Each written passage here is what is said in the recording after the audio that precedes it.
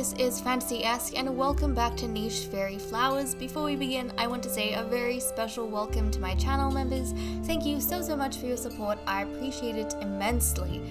Look at this adorable Choc-Chip cookie nicheling fairy. I almost called her a pixie. She is not a pixie. She is a fairy. This is a mistake that I've been making for a few episodes now, but this is a fairy face. Okay, guys, remember it. It's a fairy face. But she has the most adorable blue eyes and coloring, which goes very, very nicely with her godstones, in my opinion. But now I feel like having Choc-Chip cookies. This is problematic because I have to go ahead and record this episode. Anyways, we're starting off with 103 food, 212. Oh my goodness, that's nesting material. I can't even recognize symbols anymore. 103 nesting material, 212 food, and 12 nichelings. So we did have, I think, a birth in the previous episode, but we also had a death. We're also preparing for another death. So our numbers have been quite steady, which is interesting. Now, this adorable little girl by the name of Ramonica is actually one of 3 very, very important female fairies that we have, because they are the only ones keeping the royal line from dying at this stage. How? Well, they are the king's nieces, but also because of some discussion and wise words and plans going on, essentially they are the only breedable females for the king.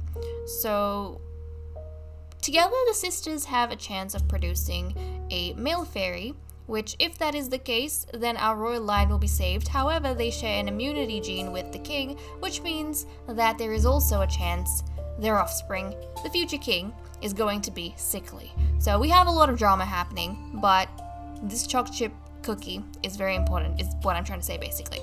Okay, let's jump into the episode and check everyone out. So I think when we left off, Jilla got pregnant, and then we kind of shuffled over in this direction by the bank, and we were moving everyone around. Now, we didn't mess with these guys. I see a potential hunt that I want to pursue. Can we do this? Can we do that? Oh, darn it! Oh yes, okay, we snagged it. Nice. Okay, that makes me really happy. Jackalbit, we are not going to get you to go ahead and deal with the bundles, because you don't have the ability to deal with bundles. And in the previous episode, I wronged my poor Jackalbit so much for a good 3-4 minutes, because I thought Jackalbit's older brother, the handsome Shui, was actually the one who had mated with Gamara, which wasn't the case. I completely overlooked Jackalbit. I am so sorry, but your brother is really attractive. And yeah, so this little girl that was born in the previous episode, God Katana, she is actually the offspring of Gamara and Jackalbit. And I accidentally mistook Gamara for having mated with Shui, who is enjoying his fairy bachelor life right over here, being absolutely handsome and fine. So we have that going on. But okay, Ramonica, you can also hunt. So let's send you hunting. Let's do that. Okay. Let's get our nichelings moving around. Is anyone aging up? Well, we have a peaceful bear that's decided to show up. Ooh, Sophista. So Sophista has aged up, which is great to know. So she is a lovely, lovely young lady. Ramonica, let's grab that. And Katana is also of the god line, so she needs a god stone. Nobody else has done anything. Margira passed away, and I'm so sorry. I was over on the other side. I didn't pay attention. This was Margira. She was by the water's edge, and she passed away with the king looking over her. I'm pretty sure she was King Altu's aunt. Now, apart from this, I think I checked to see if Ideen was compatible with Shui, which she wasn't. And I want to check if... Nope, Sophista isn't either, because she's got I and F.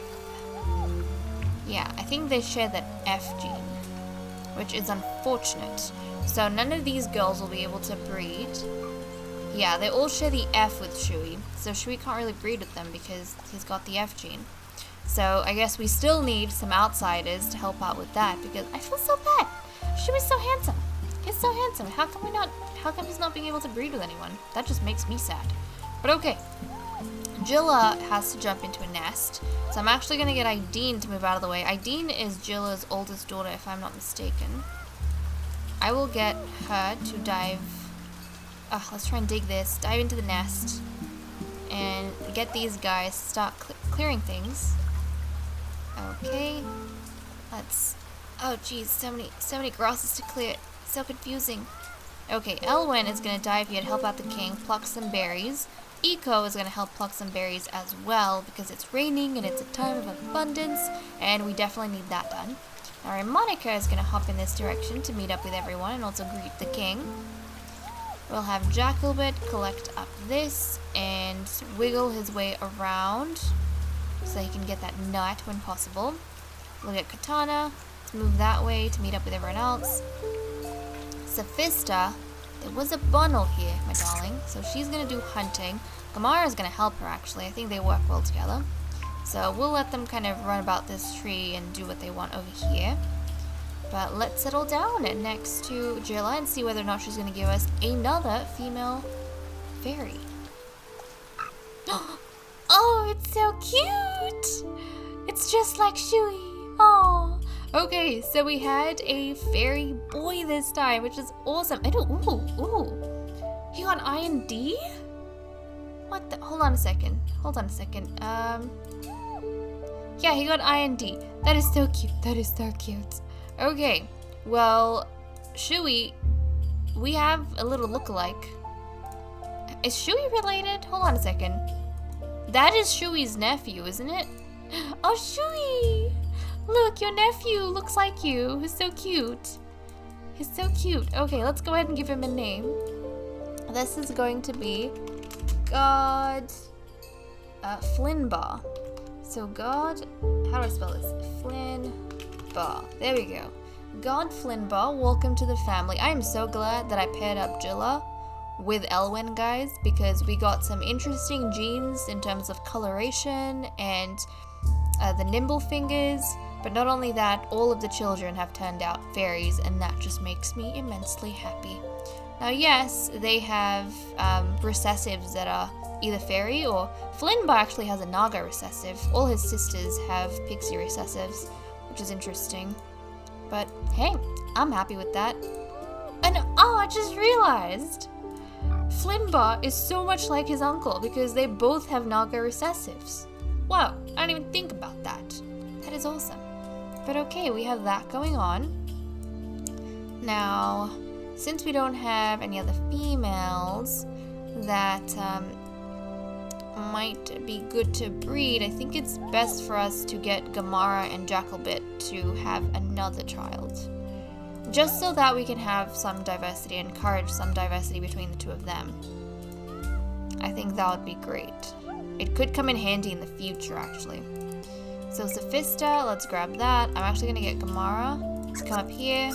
There we go. Now she's expectant again. Jackalbit, let's grab that nut. Jump down here, grab that nut.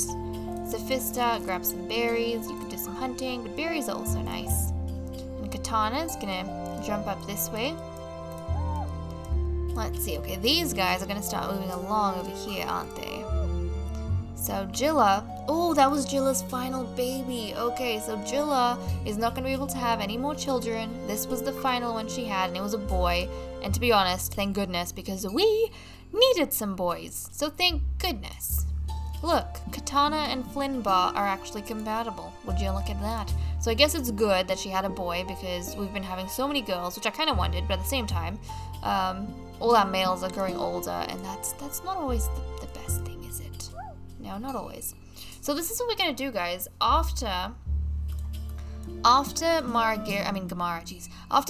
has this baby of hers, the king is gonna take all of his eligible nieces, so the nieces who have aged up, to be his mates. So that's what's gonna happen. It's only gonna happen once, but it's gonna happen so that we have a chance of securing the royal line. Because that's kind of sucked for Altu, because we haven't found any Faerie Flowers. All the fairies compatible with him in the tribe have died out. So we're going through a bit of a struggle. But okay, Jilla, Let's zoom through there. And we'll get your daughter Ideen to catch up with you as well. Now everyone, slowly but surely, is going to start wiggling out of this spot. Oh jeez, okay, that was a bit of an awkward decision. There we go. Let's get King Altu to go that way. And Eco is gonna grab some berries and trying to wiggle his way out. Elwyn can really hop it. Ellen's gonna hop it. I feel kind of bad. Little Flynnbar is by himself, but that's okay. That's okay. These guys are wanderers. They're used to this. They're always kind of moving around. They're only stuck in one place. But okay, let's turn the day. But do you see what I mean? Look at our numbers. We're at 12. We're consistently at 12 nichelings, which isn't bad. It's good. Because it means we don't consume a whole lot of resources. But at the same time, we aren't really growing much either. Okay, Gamara. Let's, ooh, can we hunt this thing? And Eco's gonna help you collect that. And then Eco's just gonna make his rounds here, I think. Oh, Eco's on his last day! Okay, so our blind pixie by the name of Eco, who we found, or I think Balton was guarding, who we found, he is on his last day. He's gonna pass away, but I think he's gonna try and make a bit of a bridge so the shadow doesn't completely take over poor little Flynnbar. And then the rest of the family, they're just gonna get moving. I think that's what we're gonna do.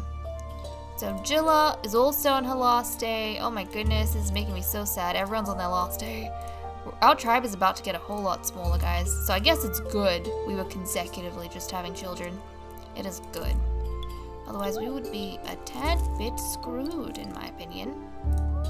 Okay, King Altu. Let's...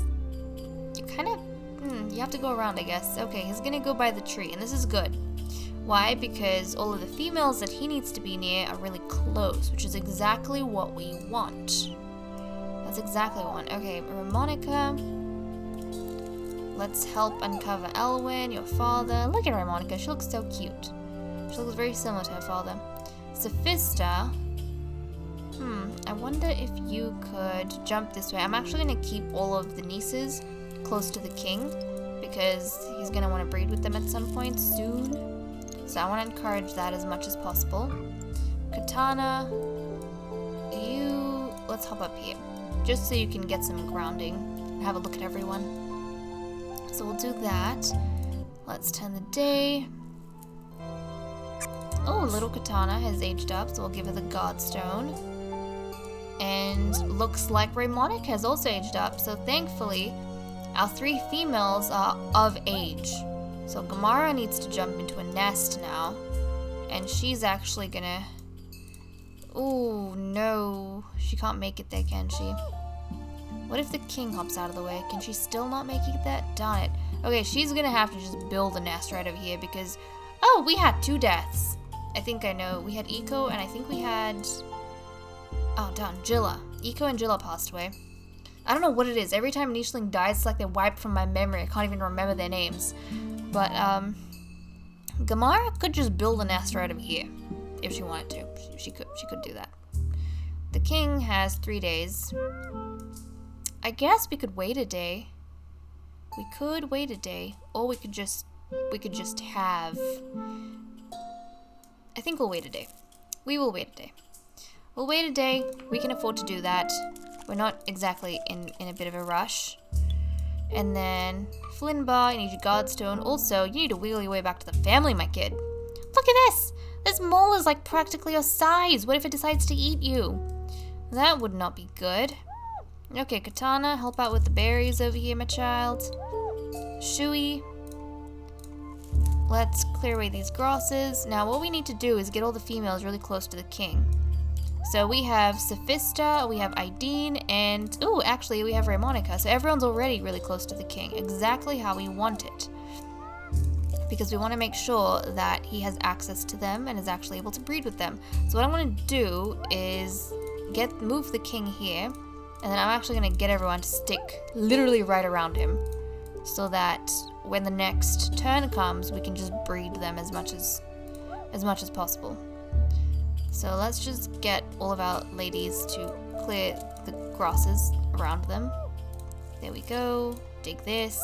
The king's gonna clear away that piece of grass, and Ramonica is gonna clear away this. Is there anything you can dig around here? Oh, let's try and dig that. There we go. So they're surrounding the king, which means when we come back, we can pretty much just not waste his days and get him to breed with all these ladies.